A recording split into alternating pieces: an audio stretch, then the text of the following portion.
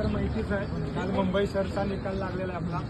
आपल्या अकॅडमीतील विद्यार्थी 13 विद्यार्थ्यांची निवड झालेली आहे. आपल्या कष्टाच्या मानानं काहीच नाहीत मुलं.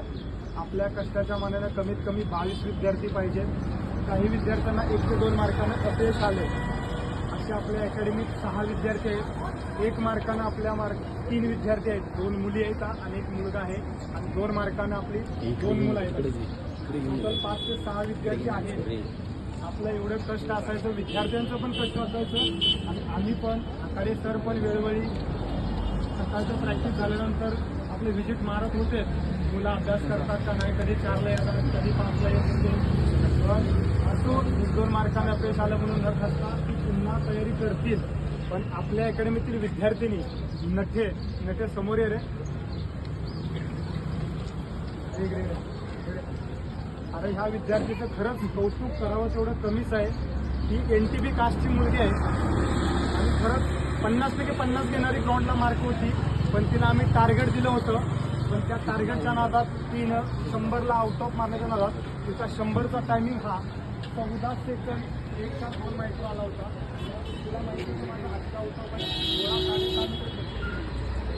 100 झाल्यानंतर ती डिटेल्स 800ची घेतली लगेच. त्यामुळं तिला 800 मारता आलं नाही.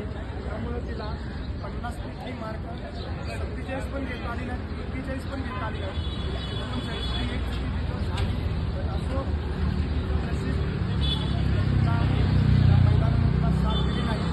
तिनं फिजिकलला मार्क कमी आले म्हणून लेखीला तिनं 83 मार्क केले. आरामध्ये मला वाटत नव्हतं एवढी मार्क मारत. तर तिला ब्रॉन्झचं लीड ठेवायचं होतं. तिला आम्ही अगोदरच बोललो तिच्याकडं ब्रॉन्झ प्लस पाहिजे 50 घे.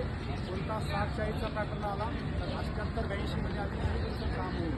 पण खरंच या 122 टोटल झालेले आहे तिची. NTB कास्टचं 122च मेरिट लागलं. 122च मेरिट लागलं आहे. वयानुसार ही वेटिंगला मुलगी पडलेली आपली. एका मार्काची किंमत तिला कळत. पण खरंच काल लिस्ट लागले आणि आज त्याच जोमानं मुलगी आपल्या इथं साईबाबाची फक्त प्रॅक्टिस करायची.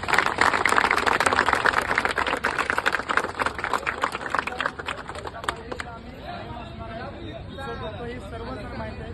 आणि तुम्ही एका मार्काची किंमत तो विद्यार्थी भरती देतो त्यालाच कळते. आणि खरंच काल 12 तास पण झालेला निकाल लागले तरी पण